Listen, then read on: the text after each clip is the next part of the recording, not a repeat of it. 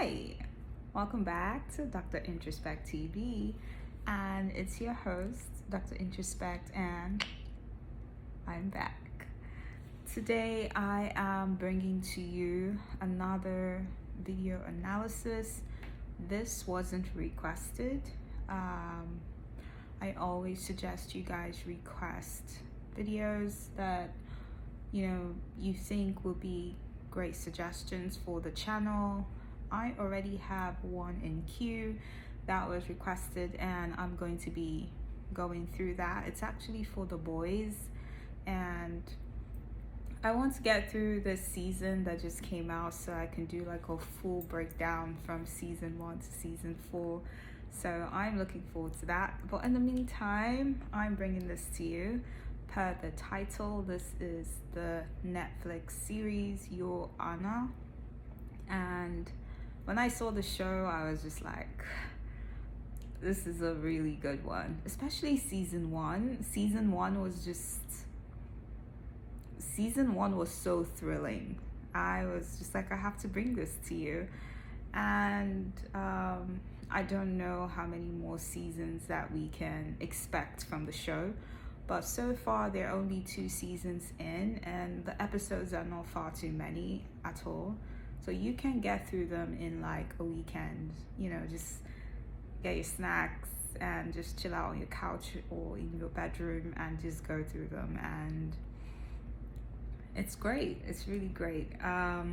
So one of the reasons that I was so keen on seeing this show was actually the main character in the show, and the judge. I'm going to be referring to him as the judge.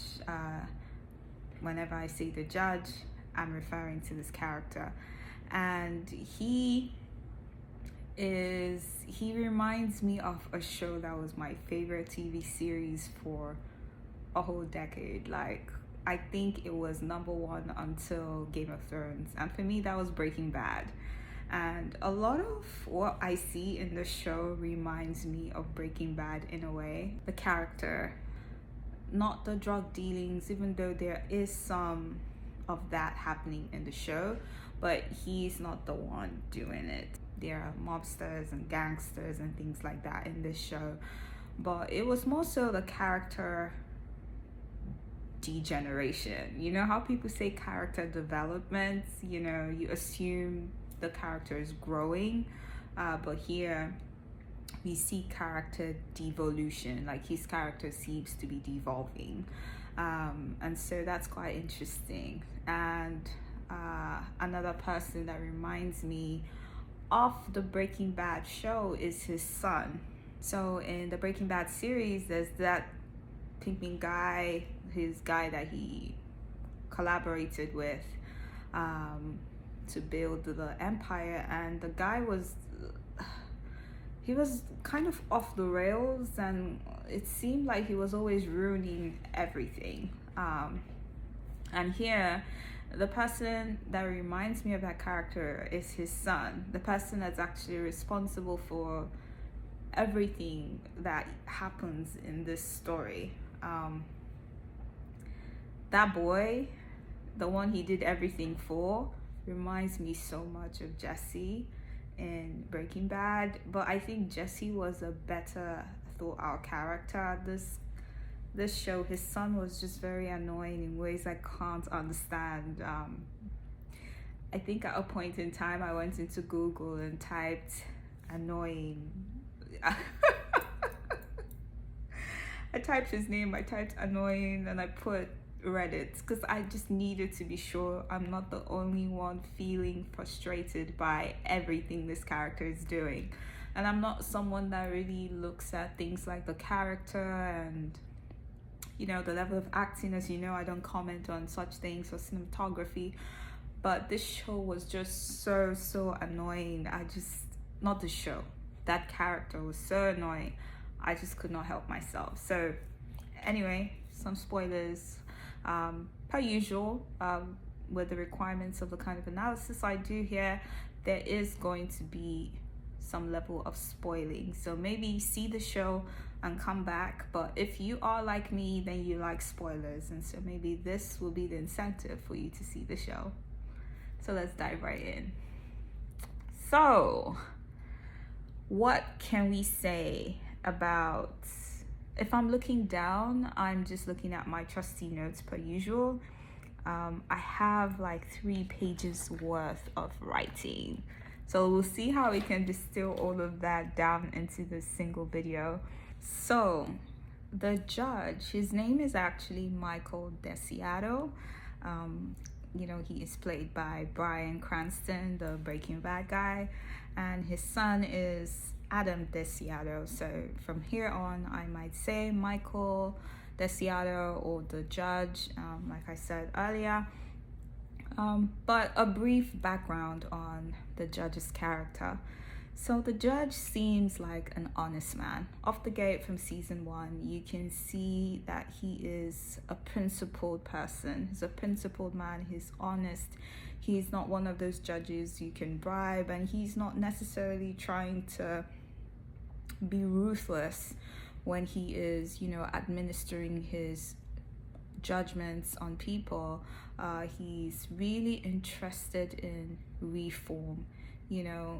If he doesn't feel like it would be in someone's best interest for them to spend all their years in prison, he's going to find a way to make it better for them, better for their families, And we will see later in the show that there were a lot of people that kind of were affected in a positive way by his style of enacting the law and, pronouncing his judgments.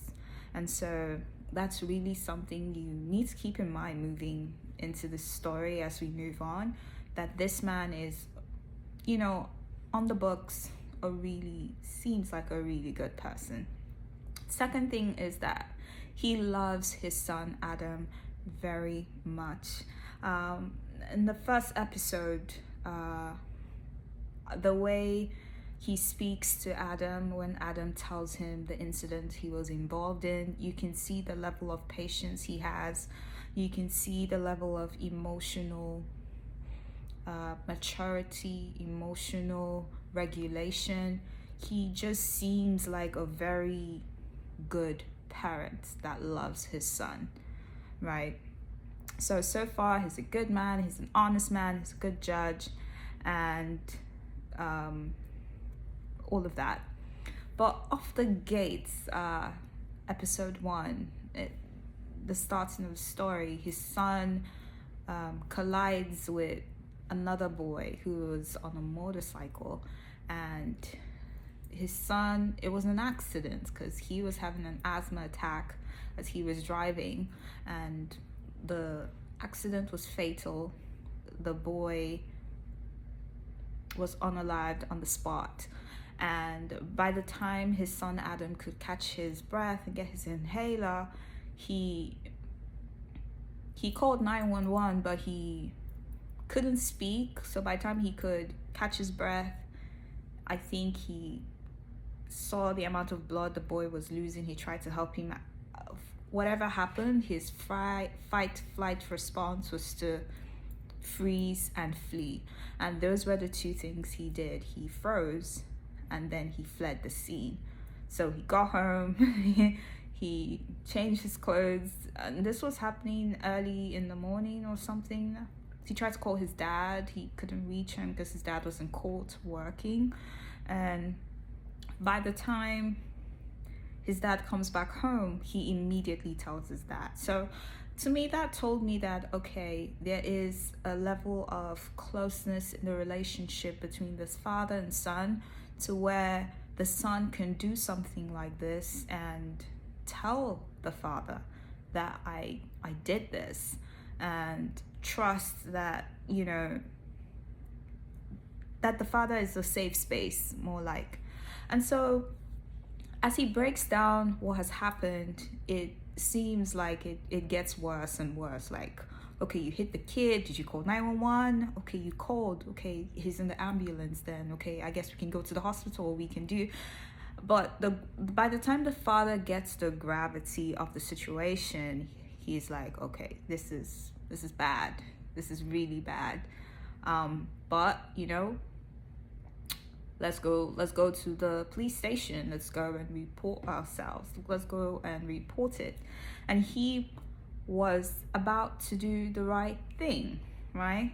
And by the time they get to the police station, they find out that the family of the boy that was in the accident is a very powerful, influential, notorious crime family.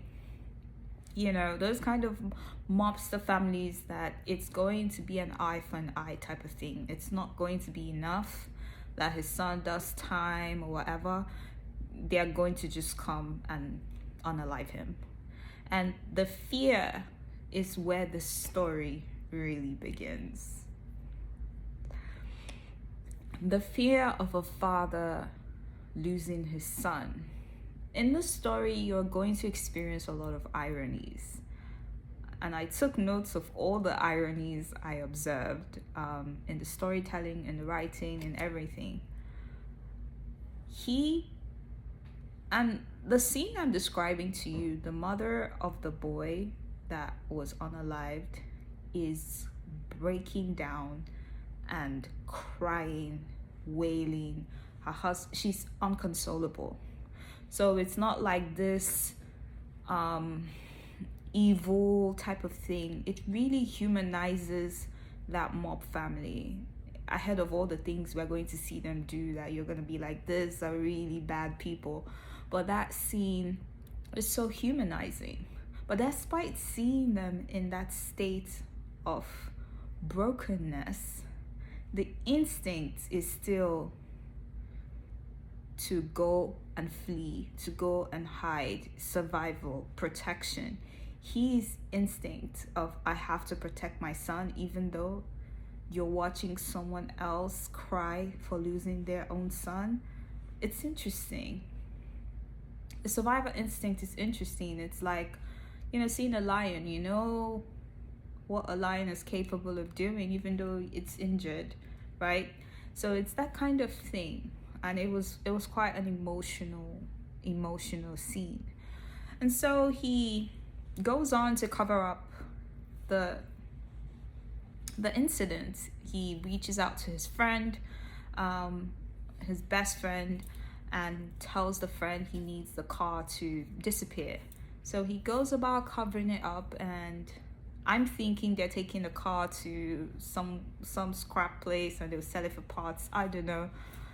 But what ends up happening is that a black boy that is the same age of his own son is stopped on the road, and he is arrested. They accuse him of stealing the vehicle, and as they are, investigating the vehicle, they kind of find out that the vehicle is tied to the incident. So the story now becomes that this black boy is the one that ran over the mobster's son, and the case ensues. All right. So the case ensues, and there's something interesting about this. There's a lot of circling back in this story. So this boy is Kofi. I'm just going to call him Kofi. So Kofi, the black boy in jail, Kofi Jones. Kofi is the son of a black woman. In fact, in that same first episode, the black woman was in court because a police officer had claimed he saw drugs on her, drugs, and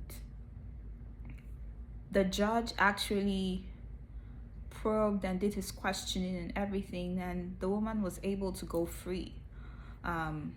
It seemed the officer was actually lying. And so the irony is that he helped this woman, he helped her family by doing, what he did, which was the upstanding thing to do, carrying out his own investigations. But now he is also destroying the family because of what is about to happen to Kofi Jones. In fact, the whole family is ruined as we progress in this story. And so, a theme I really want to mention in this story is the theme of corruption. You're going to see a lot of that play out in the story, you know, and you're definitely going to see a lot of that with the covering up of the homicide, and even the covering up of the homicide in jail, because Kofi goes to jail, but the mob family, will be calling them the Baxter family, they have a son that is in a different prison somewhere, and they arrange for him to be moved to the prison where Kofi is so that he can execute Kofi. And so it just plays into what the judge had assumed from the beginning, that they would have unalived his own son, because that's what they did to Kofi, and it was brutal. He was beaten to the point of unalivement, and that was terrible. But with that line of storytelling, it unpacks the narrative of how the voices of people of color are often quiet and shunned and silenced. So everything would have just ended there and been buried and nothing more, nothing less, because no one was really talking about it. No one, because he's just another black kid that was, unalived in prison. That's not supposed to happen. You're supposed to go to court to do your time, whatever it is, and he just got there and this happened and no one cared, because he's just another black kid. And so eventually the story gets out. But how the story gets out is something I want to talk about. So Adam is struggling a lot with everything that has happened, and he's doing some things that don't make sense to us, the viewers watching. He's 17, he's young, so you can say maybe his age, he is very neurotic. And so his father tells him, we're going to keep this between us, we're going to work this out, don't worry, I'm going to, protect you and everything. Adam goes, and Adam is having an inappropriate relationship with his art teacher, who is older than him, and he is a minor, so that is wrong. It's also, sexual as well. Adam tells her what happened, and she cares about him, so she doesn't tell anyone or say anything. Adam also starts frequenting the police area, the prison. He'd go to the prison and take pictures of it on the outside. So he was really big into photography, like his late mom. So Adam's mom is late. And he took pictures of his bruises that he got from the incident, because he was also impacted, like his chest rib area. I don't know why he's doing things like that. Like that can be evidence, that can tie you to the crime. He is always going to the courtroom all the time, watching Kofi's sentencing. And it was actually Adam that actually led to Kofi's story going out, because no one had actually tied the car to the judge and the judge's family yet. And so the police, detectives, the person that is serving as lawyer for Kofi, like a public defender or something, they're at the table, they're all close to the judge, right? And they're having dinner, and the son is just asking all these questions about Kofi. And that's when he releases the information that, it was actually their car. And that's how the story gets out. So I couldn't understand if it's because he was wrestling with his conscience, or if he was just a poorly written character. You can let me know in the comments what your thoughts are on that. But another person who was wrestling with his conscience as well is Adam's dad. Adam's dad, the judge, Michael DeSiato, he was wrestling because it seems like on one vein he is trying to protect his son, and then on the other hand he is doing things to help the person that's being affected by this, and those things could actually sabotage the plans of protecting his son. So the duality of those two aspects were very interesting to me, and so it makes me wonder, maybe trait of the wrestling of the conscious is a DeSiato thing. Let me know.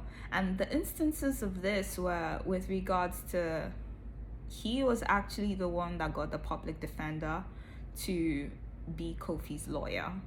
So he's thinking, even though Kofi is going to go to jail for his son, he still wants Kofi to have like a good outcome. He doesn't want him spending an unnecessarily long amount of time in prison if it can be shorter, if he can be let out early, if he can have a shorter sentence, if he can, any way to make it smoother for himself.